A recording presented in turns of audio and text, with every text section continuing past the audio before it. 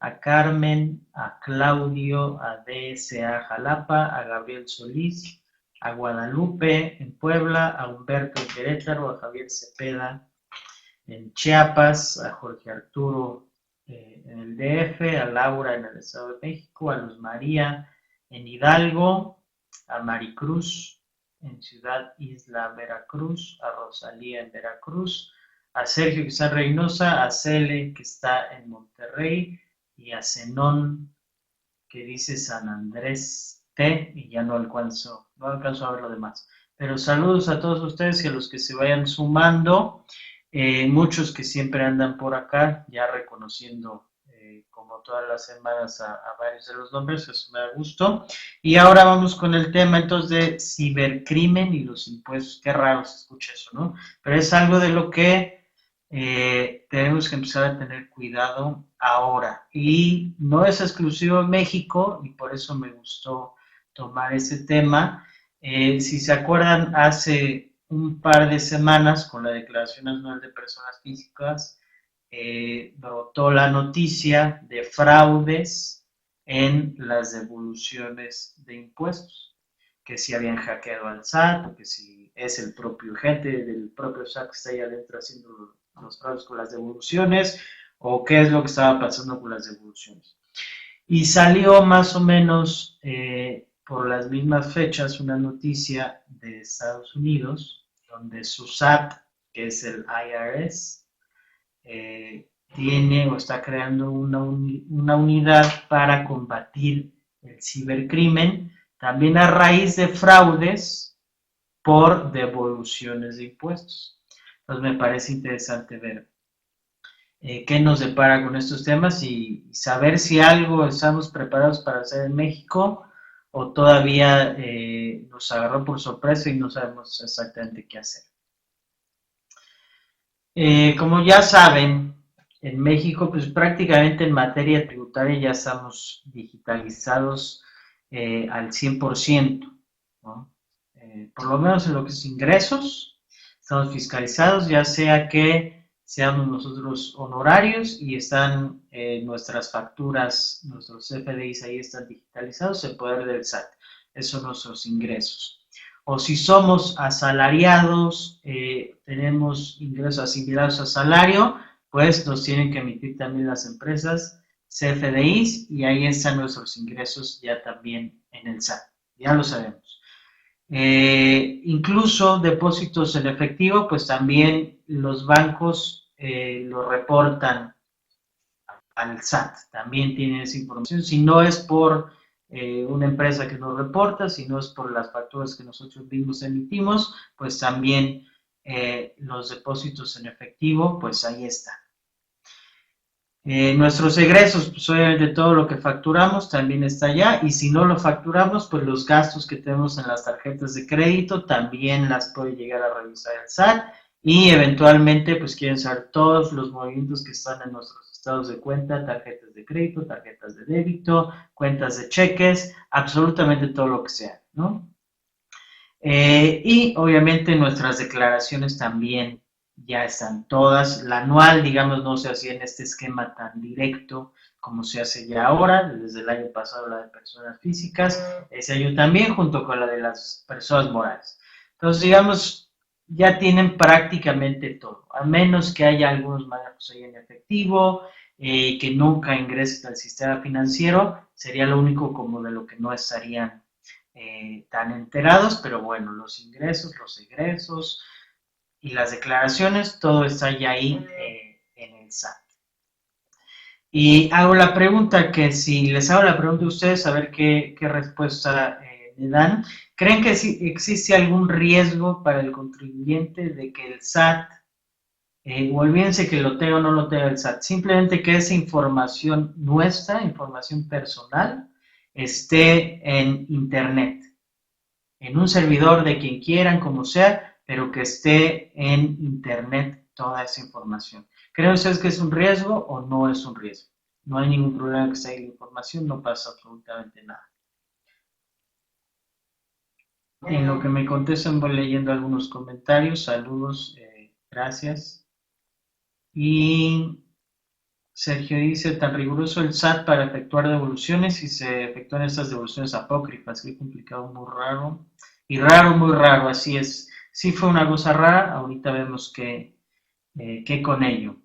Javier dice que sí es un riesgo, Cele, claro que es un riesgo, Ana dice, sí, claro, no hay confidencialidad. Jorge pone por ahí una liga del financiero, no sé si los demás la pueden ver, pero la liga es a una nota de que cae el uso de tarjetas de crédito por temor al fisco. Sí, es cierto lo que pone Jorge Arturo, lo mismo que pasó también en los años donde la atención se centró en el IDE, en el impuesto de los depósitos en efectivo, también las notas fueron precisamente caen los depósitos en efectivo, la gente empezó a guardar el dinero como se dice, abajo del colchón, lo tenía guardado ahí físicamente y no se atrevía a ir a depositarlo, a veces ni siquiera porque tuvieran miedo a que los detectara el SAT o algo, simplemente no querían que la retuvieran el IDE, ¿no? Y después los trámites para recuperarlo o acreditarlo, pues si es gente que no está pagando impuestos. Y ahora precisamente la noticia es, pues ahora caen el uso de tarjetas de crédito. ¿Por qué? Porque en los medios se empezó a decir, ahora el SAT va por tus tarjetas, el SAT va a fiscalizar, no prestas tu tarjeta, es un error andar prestando sus tarjetas porque luego tienes que comprobar esos ingresos, etcétera, etcétera, ¿no? Entonces ahora cae el uso de tarjetas, pero no hay a dónde hacerse, ¿no? Está prácticamente todo está fiscalizado y es ahora un poquito, si no mucho más difícil andar por ahí escondiendo ingresos o haciendo, comprando facturas y haciendo ese tipo de esquemas. Pero bueno, eso es un poquito otro tema, aunque estamos dentro de lo mismo. Entonces, ¿existe un riesgo? Sí, yo creo que también, como los que contestaron, considero que sí es un riesgo. Yo no sé qué tan responsable se pueda hacer el SAT en dado momento por una filtración de información. No creo que esté segura en sí nuestra información, ahorita vemos por qué. Pero realmente también desconozco los tipos de servidores que maneja el SAT, si está encriptada o no esa información, por ejemplo. Pero lo que es un hecho es que se puede accesar hoy en día a información de ingresos, de egresos. Puedo yo saber, por ejemplo, qué seguros tienes contratados si me metiera a tu página y revisar a los CFDIs que te emiten y que tú emites. Puedo saber tus ingresos, quiénes son tus clientes, cuánto les facturas, a qué hospital fuiste, qué compraste, qué farmacia, y más o menos hasta identificar todo, ¿no? Y obviamente tus datos de dirección que están en tus facturas, con qué tarjeta pagaste, un sinfín de cosas, ¿no? ¿Y eso qué tan seguro está? Pues está a la mano de una contraseña, ¿no? De una contraseña que normalmente no es segura. Esa a lo mejor pensamos que es responsabilidad de los contribuyentes, puede ser, ¿no? Cada quien es responsable de las contraseñas que ponga, pero qué tan segura está esa información directamente del SAT, no lo podemos saber.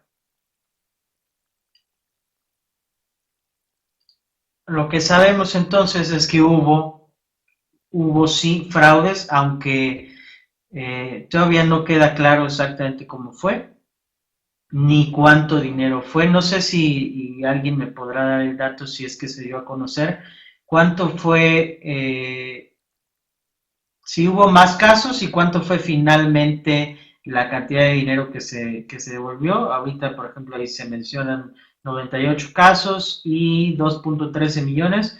Ya no se supo, ya no hubo seguimiento si hubo más casos o qué pasó con esos 2.13 millones de pesos. Desconozco si hubo información adicional, ¿no? Nos quedamos con la información que se presentó en primer momento. Pero bueno, entonces resulta que se detectaron en marzo 98 casos de contribuyentes a los que se suplantó la identidad vía electrónica. Dice ahí que en marzo, ¿no? Es decir, de los primeros que presentaron su declaración, personas físicas que se adelantaron, ¿no? Porque, bueno, se presenta en abril. Entonces, en marzo ya había 98 casos. Después, en abril, no sé si tomaron o no tomaron medidas para atacar eso, pero bueno, en marzo 98 casos, ¿no? que a través de la plataforma del SAT, terceros presentaron declaraciones anuales poniendo la clave interbancaria, la clave de otra cuenta, de la persona que estaba haciendo, el fraude.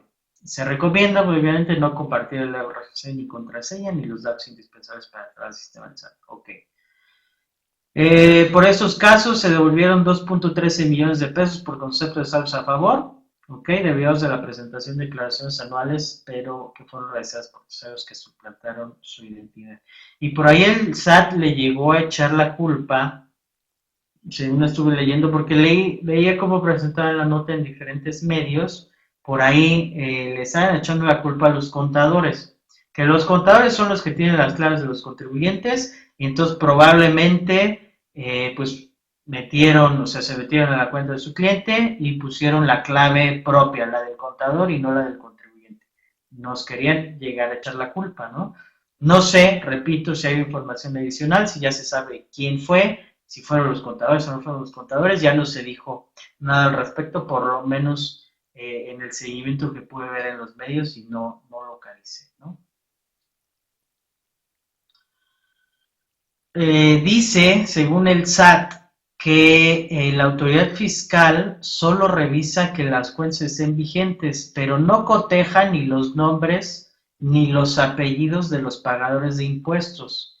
Aquí les comento yo que en una ocasión, y lo busqué, pero no recuerdo, fue hace un par de años, una cosa así, no recuerdo de quién era, pero ayudamos a una persona, me parece que fue dentro de la campaña que hacemos de ayuda, de auxilio a la declaración anual, le ayudamos a una persona a que le regresaran sus impuestos, resultó que no tenía cuenta bancaria a su nombre, sino que se lo depositaban a la cuenta me parece que era de su madre. Entonces, pues bueno, que dijo, bueno, puedo poner la de clave, le recomendamos que sacara una cuenta a su nombre, pero bueno, no tenía tiempo, no me acuerdo qué, y dijo, bueno, voy a intentar poner la clave interbancaria de la cuenta que siempre me depositan, que es la de mi mamá, la puso y no le devolvieron el dinero porque argumentó el SAT que la cuenta no estaba a nombre del contribuyente. Entonces pregunto, ¿la checan o no la checan? Porque si a ese contribuyente se la negaron porque la cuenta no estaba a su nombre, ¿cómo puede ser que entonces hayan hecho un fraude por más de 2 millones de pesos depositando a cuentas que no están a nombre de los contribuyentes? Pues bueno, ahí me queda a mí la duda. No sé si ustedes tengan casos donde puedan poner clave interbancaria de otro contribuyente o de otra persona y les depositen ahí el dinero, ¿no? En la experiencia que yo tengo, no sucede. Aunque sí es cierto también que a veces no coincide el nombre como tal, a veces si tienes 2 o 3 nombres, en el banco nada más tiene un nombre y pueden o no devolver, pero normalmente en mi experiencia no te lo devuelven.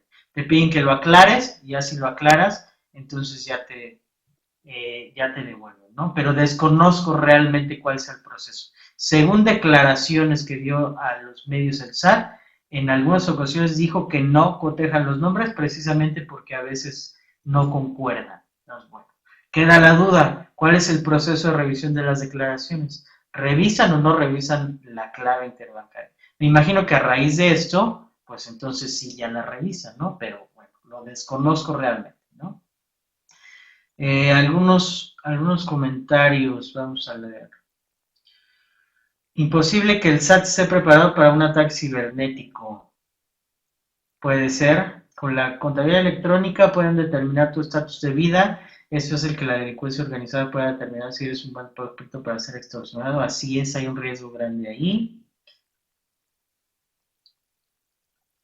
Aunque sepamos es poco confiable esa información, nos referimos a la información que está en el SAT, las tarjetas de crédito, los ingresos, los gastos, esa sí es bastante confiable. Son movimientos internos de los propios funcionarios del SAT, dice Jorge Arturo, esa es una de las hipótesis que estuvo sonando fuerte, que pues probablemente los propios que autorizan las devoluciones, que le dan clic al botón se devuelve o no se devuelve, sean los que están por lo menos coludidos de alguna manera. Es especulación.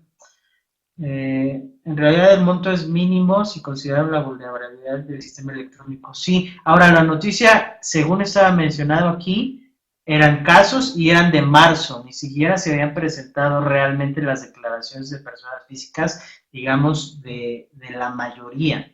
Eran de las primeras que se presentaron adelantándose a, y esas fueron las que estuvieron fraudeadas, según estos datos que fueron los únicos que salieron, de las primeras declaraciones que se habían presentado, en marzo se habían detectado. Falta todo lo que pasó en abril, que, repito, ya no hubo como tal seguimiento, o no ha habido seguimiento en los medios de comunicación. Habría que consultarlo a lo mejor a través de IFAI, ¿no? Si no es que preguntamos directamente en el SAT, y a ver qué nos contesta. Qué barbaridad estas declaraciones del funcionario del SAT, dice Sergio. Es un argumento contradictorio por parte del SAT. Así es, seguramente ustedes tienen varias también casos de personas que no las devuelven porque dicen que la cuenta bancaria no concuerda, ¿no? Es posible que el programa sea aleatorio como rifas y te toque que te revisen, qué falta de seriedad. No sé cómo es, alguien sí debe saber, ¿eh? Seguramente alguno de ustedes sabe exactamente cómo es ese proceso. La que es muy automatizada básicamente hace un poquito de, de revisión entre lo que estás declarando y más o menos lo que tiene de información y se regresa. Pero pues por lo menos la cuenta bancaria me imagino que debería ser el requisito principal, ¿no? Pero bueno. ¿Qué más? Luego acá dice, se valida que la clave existe en el sistema bancario. Regularmente la validación con el nombre es muy complicada. Eso lo dijo la persona del SAT, que me parece que es el administrador general de Auditoría Fiscal Federal, que es de apellido Luna, que me parece que por acá sí está su nombre, si no es que lo quité. Pero bueno, sí, de auditoría fiscal dice que lo único que verifican entonces es que la clave sea válida, ¿no? Que sí exista. Tú pones una clave de Banamex o de Bancomer o del banco que sea, dicen, pues esta clave sí es válida, entonces regresa el dinero. Parece ser que eso es lo que está diciendo. Pero ya que checar los nombres, como les comento, porque tiene un nombre o tiene dos nombres, o el apellido tiene ñ y en lugar de ñ sale un simbolito, dice que es muy difícil andar checando eso, entonces pues que no se cheque. Eso dicen en auditoría fiscal. Y que se retrasarían en el compromiso de devolver en un periodo de máximo 5 días los saldos a favor.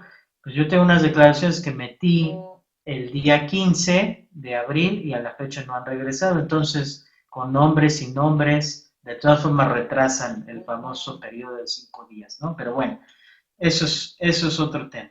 Pero en eso se escuda, dice, oye, no nos vamos a poner a revisar los nombres de los contribuyentes que nos piden saldos a favor porque nos toma mucho tiempo y entonces nosotros queremos regresar en 5 días y ya no sería posible. Pues bueno, pues eso les costó hasta ese momento más de 2 millones de pesos en fraude. Que no se cotejen estos datos representa un riesgo para los contribuyentes, eso lo señaló un contador público. Y dijo que se van a mejorar, a perfeccionar, el funcionario del SAT dijo que se van a perfeccionar los mecanismos para el cotejamiento de esta información. Okay. Y descartó que haya sido un hackeo masivo porque hubo especulación, como cuando desde el principio, que se había sido un hacker el que había entrado a los servidores del SAT, lo descartó, sino que alguien pues obtuvo RFC y contraseña y se inventó ahí declaraciones y solicitó saldos a favor. Que es la otra cosa que también es grave, ¿no? Porque según las declaraciones, fueron declaraciones aparte falsas, ¿no? Es decir, se pusieron saldos a favor de seguramente menos de 40,000 pesos, porque no, para no tener que ponerla fiel, pero bueno, entonces pusieron saldos a favor que tampoco revisaron que los saldos a favor estuvieran correctos, aparte del nombre, o sea, pusieron información falsa y aparte una cuenta bancaria que no estaba el nombre del contribuyente y de todas formas le regresaron los impuestos. Y ustedes tendrán también muchos casos de que porque no sé qué no cuadra por un peso, por X centavos, que el dígito del RFC está mal, ya no te quieren regresar nada. Pues resulta que esas personas se meten, ponen información falsa, ponen claves de otras personas y de todas formas le regresan los impuestos. Bueno, y los demás que lo hacemos bien, pues ahí estamos, esperando todavía. Aquí les decía que de repente le quieren echar la culpa a los contadores, ¿no? Usualmente los pagadores de impuestos brindan esos datos a sus contadores, pues consideran que realizar la declaración anual es un ejercicio difícil. ¿Qué tal? Y también está la hipótesis de la confabulación entre gente del SAT y terceros, ¿no? Y es un contador que, defendiendo el gremio, obviamente, es difícil que un contador vaya a defraudar a su propio cliente. Bueno. Y hay un caso, ¿no? Ya habían hecho una devolución. Se dieron cuenta finalmente porque contribuyentes a la hora que sí querían meterse a hacer su declaración, resulta que el sistema les decía que ya había una declaración presentada, incluso ya les habían regresado algo de dinero, ¿no? Y entonces, bueno, con las quejas se empezaron a dar cuenta de esos fraudes y bueno, ahí están ya las cifras y nos dan unos tips que veremos si pueden funcionar o no, o qué tan real es.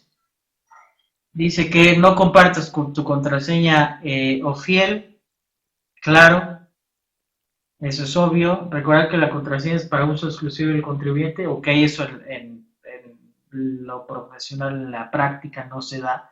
Obviamente el contador debe tener acceso también a la clave para poder accesar a la información y presentar las declaraciones y demás, ¿no? O tienes que presentar la declaración con el cliente al lado o qué es lo que espera el SAT, ¿no? Bueno, ya sé que espera que ya no haya contadores y todo el mundo presente solito su información. Si tu clave ha sido utilizada por un tercero, hay que denunciarlo ante el Ministerio Público. Ok. Y en la oficina del SAT más cercana o a través de denuncia@sat.gov.mx. Oye, SAT, mi contador usó mi contraseña y hay que ir al Ministerio Público a denunciar, a levantar un acta de que tu contador usó tu contraseña.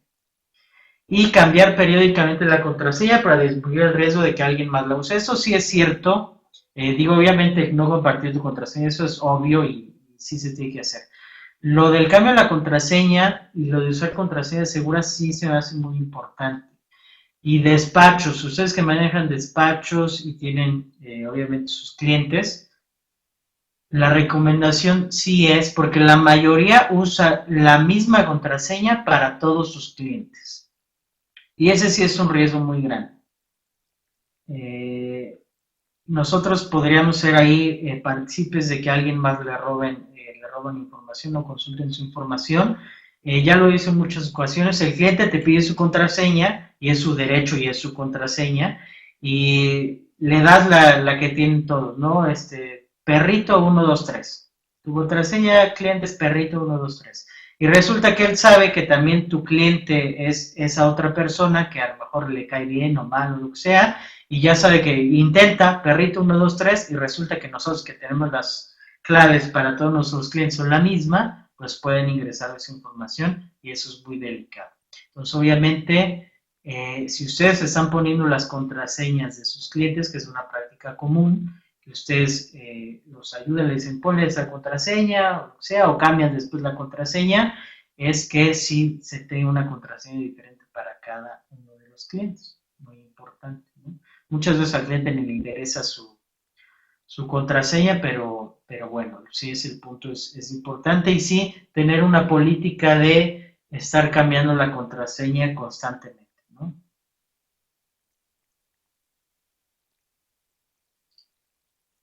Y ahí les va la noticia de Estados Unidos, me pareció muy interesante, salió más o menos por las mismas fechas, salió ahorita a principios de mayo.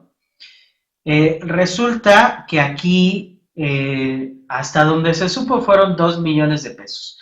¿Cuánto creen que pagaron en Estados Unidos el IRS, el SAT gringo, por devoluciones fraudulentas en 2013, que es el dato que están reportando?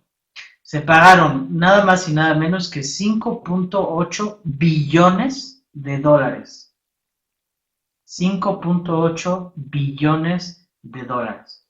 Pues bueno, pues sí tienen un problemita un poquito más grande que el nuestro, ¿no? Aunque realmente el nuestro nunca, me imagino que nunca vamos a saber exactamente a cuánto asciende, pero bueno, Estados Unidos, el IRS devolvió 5.8 billones de dólares por operaciones de devolución fraudulentas, ¿no? Pero no es lo más grave, que solamente fue el 20% del total de intentos de devoluciones fraudulentas. El total de devoluciones fraudulentas que se, eh, que se hicieron o que se intentaron hacer fueron 24.2 billones de dólares. Así las cosas por allá en Estados Unidos, acá 2 millones de pesos, allá intentos por 24.2 billones de dólares, y de eso más o menos el 20%, que son 5.8 billones, sí los devolvieron. Entonces, allá tienen un problema un poquito más grande que acá, ¿no? Pero no es nada más por el monto del dinero, sino que allá por la forma en la que se devuelven impuestos, y eso es a nivel tanto estatal como federal. Acá tenemos muy centralizado el tema de declaraciones y devoluciones, ¿no? Todo se regresa básicamente por vía federal. La vía central, a través del SAT, ellos son los que manejan el tema de devoluciones, a ellos se les presentan las declaraciones, etcétera, etcétera. Allá en Estados Unidos, por cada condado, por cada estado, por cada, y a nivel federal también.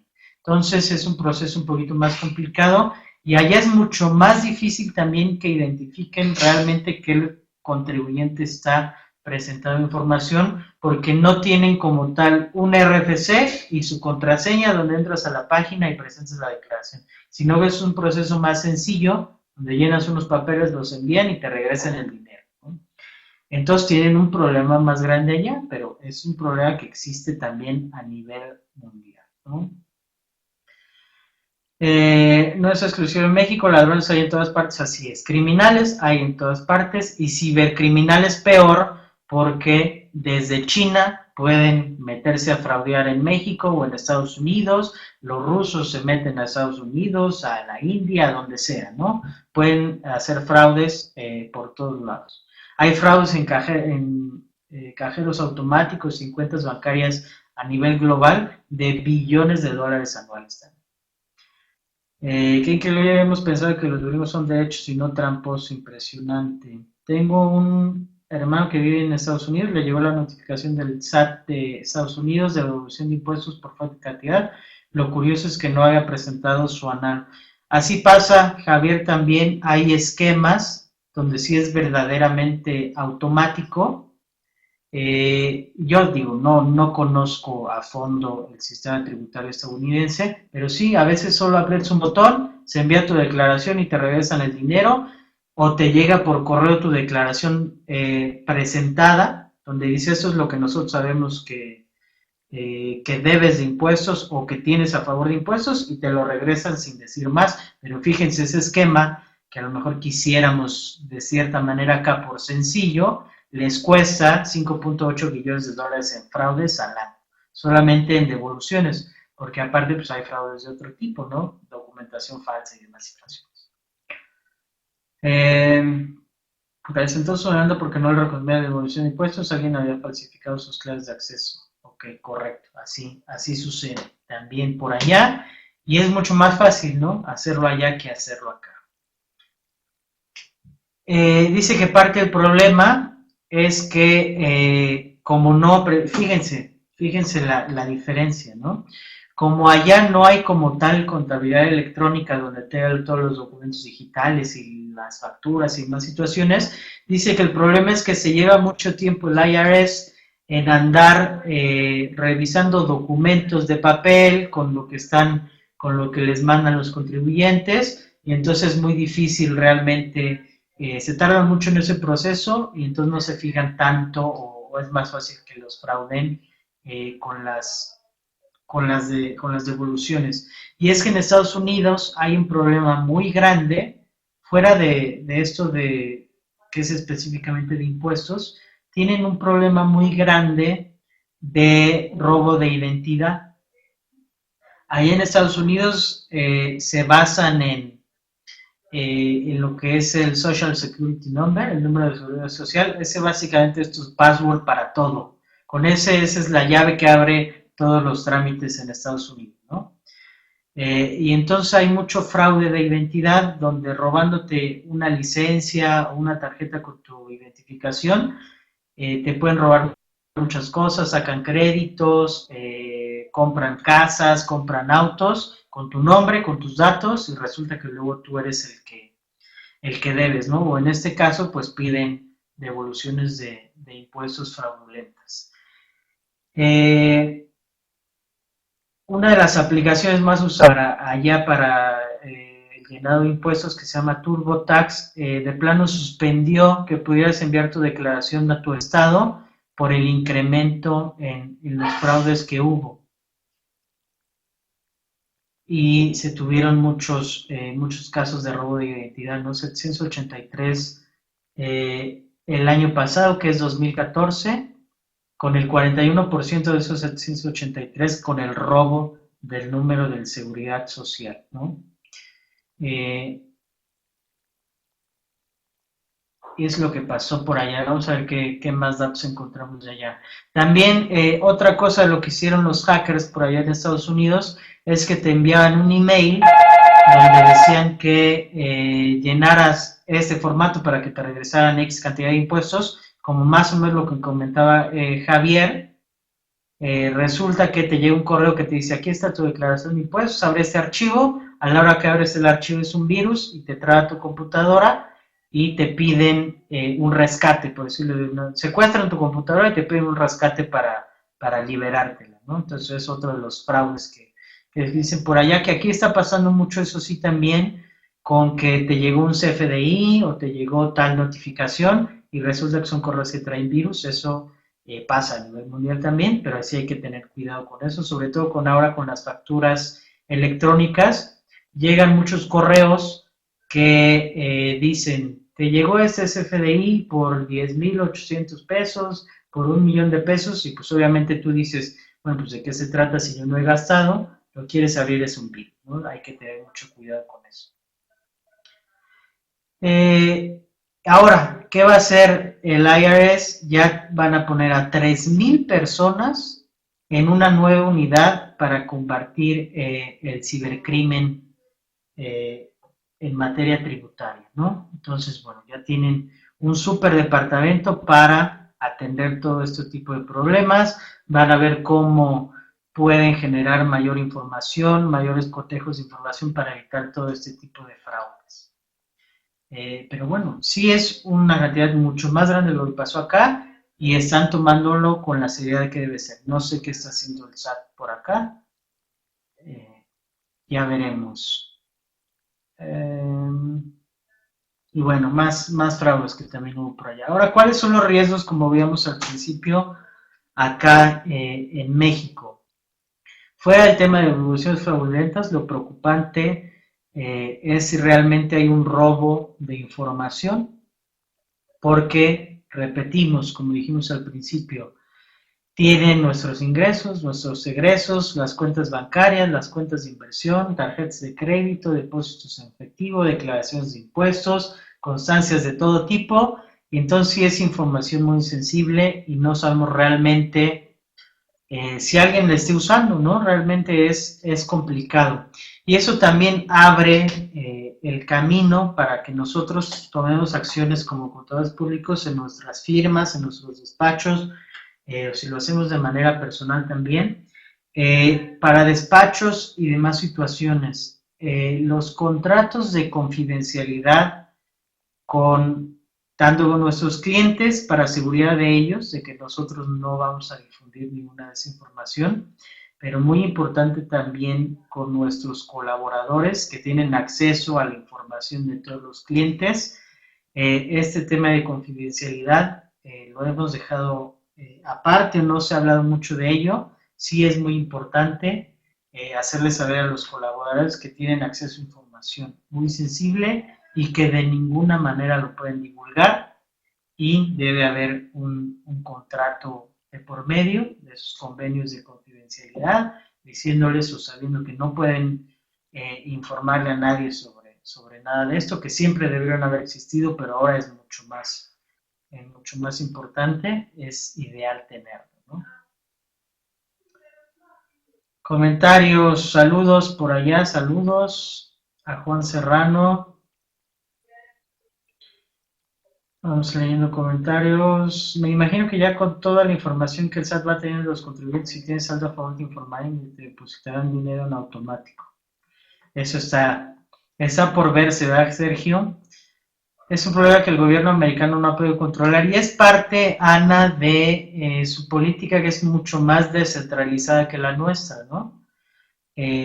Allá pues es mucho más común, o sucede, cada estado tiene su IVA o su impuesto sobre ventas, cada estado cobra directamente un montón de impuestos, cada estado se dedica a regresar o no impuestos, y luego aparte a nivel federal se tienen otros impuestos y se meten declaraciones y se regresan, y es difícil que a nivel federal el IRS pueda controlar todo eso, ¿no? Pero es parte de su política republicana y de su política que siempre han tenido, de la separación y la independencia que tiene cada uno de sus estados, o autonomía más bien que tiene cada uno de sus estados, y es difícil que cambie como tal a nivel central, pero bueno, ellos más bien van por el lado de tecnológico, de crear unidades tecnológicas de combate al cibercrimen y evitar esto por otro lado, ¿no? A lo mejor eventualmente también migrarán a facturación electrónica, ¿no? Donde sea mucho más fácil cotejar los datos como lo hacemos ya aquí en México, ¿no? Pero ya veremos cómo evoluciona allá. El punto era que es muy interesante ver precisamente ese riesgo de tener nuestra información en Internet, y que hay que aprender a encriptarla, hay que aprender a blindarla, hay que aprender a tener nuestras contraseñas muy seguras. Y les paso el dato de lo que hacemos por aquí. Hay aplicaciones muy buenas que se dedican a esto. Les voy a comentar dos.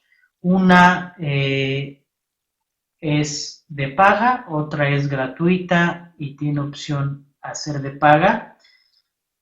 Estas aplicaciones son para el control de sus contraseñas, para generar contraseñas seguras de manera automática. Ustedes lo único que necesitan es recordar una sola contraseña que sea segura, y con ese programa tienen acceso a todas sus demás contraseñas.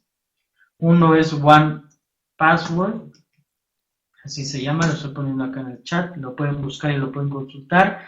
Pueden guardar todas sus contraseñas y todos sus datos de manera segura, con una sola contraseña, que obviamente es la única que deben recordar y tener, pero que debe ser muy segura, y la otra se llama LastPass. Cualquiera de estas dos aplicaciones les puede ayudar para tener contraseñas seguras y resguardar su información. Ahora lo que vamos a hacer acá es dar seguimiento, preguntar, porque realmente no encontré yo nada al respecto. Recordemos que la información, repito, que salió al principio, bueno, cuando salió esta nota, que fue el mes pasado, que se habían detectado 98 casos, entiendo, o según se dijo, la mayoría en marzo, ¿no? Dice de marzo a la fecha, tenían datos a principios de abril, de las que se habían presentado al principio, pero todo lo que se presentó durante abril, de lo que no se han dado cuenta, me parece que sí es importante saber cuánto dinero fue, cuántos casos fueron y qué medidas se van a tomar para impedir esto, ¿no? Que nos aclaren exactamente cómo es esto del proceso de devolución, porque acá tenemos, de hecho, la mayoría de los que solicitaron devolución siguen pendientes de que les devuelvan, y ni siquiera se ha rechazado ni nada, simplemente está sin información. Otros se lo regresaron que porque hay un problema con la dirección o que hay que revise su situación en el RFC y cosas que no tienen lógica. En cambio, los fraudes, pues ahí van. Nos quedan 10 minutos. Falta el otro tema, pero lo vamos a ver rápidamente y después lo volvemos a comentar. Cerramos esto de cibercrimen y los impuestos, diciendo lo mismo, repitiendo lo mismo. Nosotros, por nuestra parte, lo único que podemos hacer es tener contraseñas seguras. Y esperar o preguntar o exigir que el SAT la tenga bien blindada, bien encriptada, bien respaldada en sus servidores por cualquier caso que pueda haber de hackers que entren a los servidores del SAT, ¿no? El otro tema, que nos vamos ahora a lo financiero, cerramos esta parte un poquito de lo social fiscal, nos vamos a lo financiero, tasas de interés negativas. Estamos viviendo, ¿se imaginan ustedes antes de que entre al tema? Y es pregunta, si yo les dijera, y a todos los que empezamos con 17, ya se sumaron otros 20, ahí les va la pregunta, por favor, me responden por aquí en el chat de texto. Hablando de finanzas, si yo les dijera, préstenme dinero, les voy a ofrecer un producto financiero, ustedes me van a prestar dinero, ¿qué me preguntan? Obviamente, pues, ¿qué interés, no? ¿Qué interés les voy a regresar? Si les digo que la tasa de interés es negativa, ¿me van a prestar o no me van a prestar? Yo les voy a regresar el menos 1% de su inversión. ¿Quién le entra? A ver, digan si sí o no le entran a mi inversión. Me prestan 1,000,000 de pesos y les regreso el 1,000,000 menos 10,000. Se las voy a regresar, ese es un hecho. Se las voy a regresar, es libre de riesgo, le regreso menos su dinero menos 10,000 pesos. Nadie le entra. Pues ¿cómo? Dice, pues pierdo, nadie. Pues fíjense que la novedad financiera global son bonos del gobierno con tasa negativa. En ese mundo de cabeza vivimos. Países como Suiza, Alemania, Dinamarca, varios otros en Europa ya han emitido bonos con tasa negativa que precisamente te cuesta dinero prestarle dinero al gobierno. Es el fin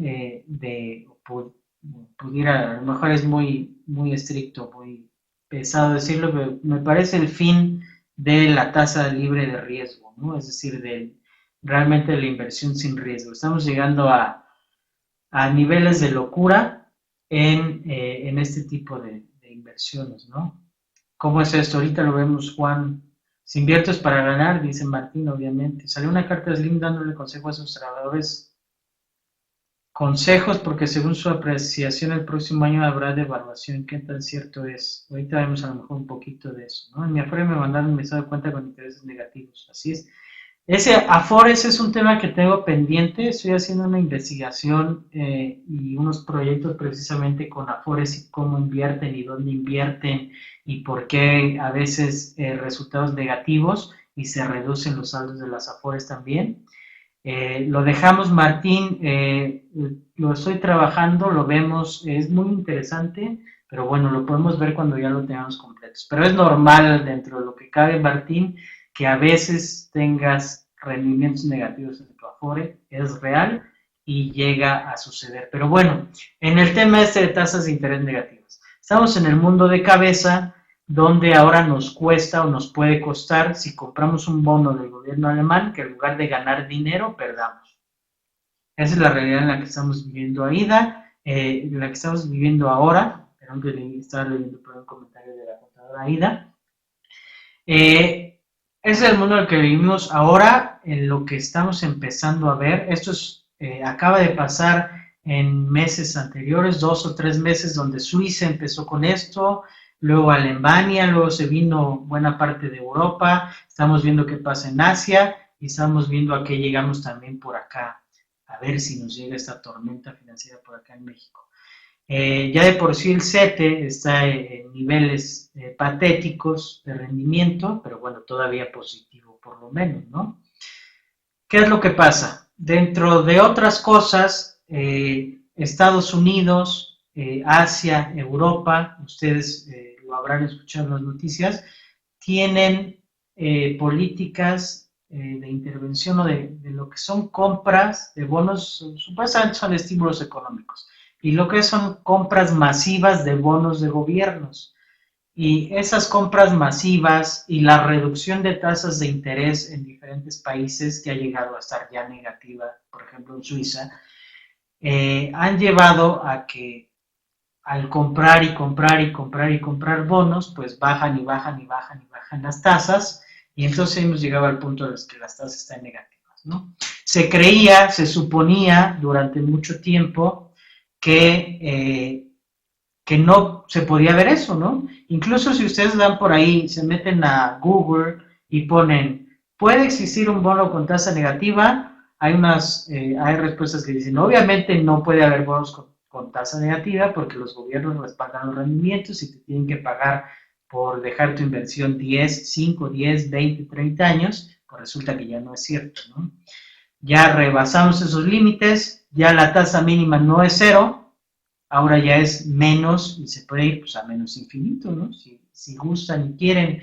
Por supuesto que es una distorsión total de la economía y las finanzas, y los mercados tendrán que tomarlo de manera agresiva, esa es mi opinión.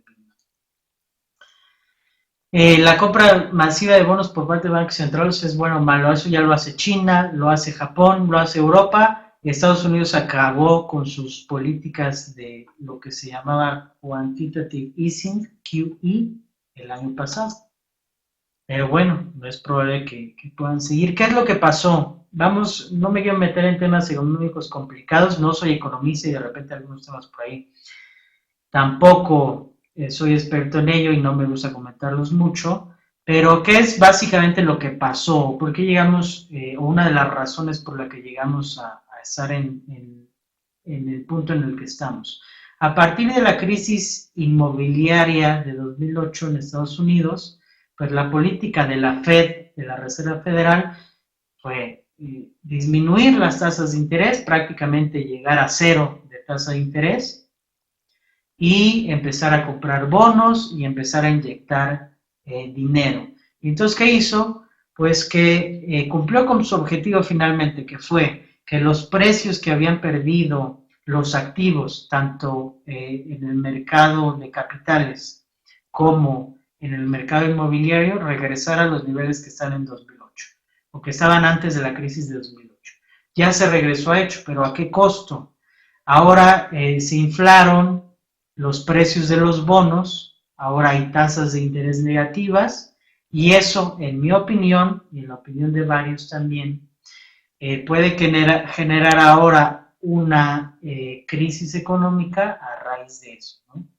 Que no puede ser que haya bonos con rendimientos negativos, ¿no? Es una locura, no se puede imaginar, no se puede comprender, como cuando yo les dije precisamente al principio, antes de que entráramos al tema, les ofrecí la inversión. La mayoría dijo, este cuate está loco, ¿no? ¿Cómo que le voy a prestar dinero y me va a regresar menos de lo que le presté? Pues en ese mundo vivimos ya.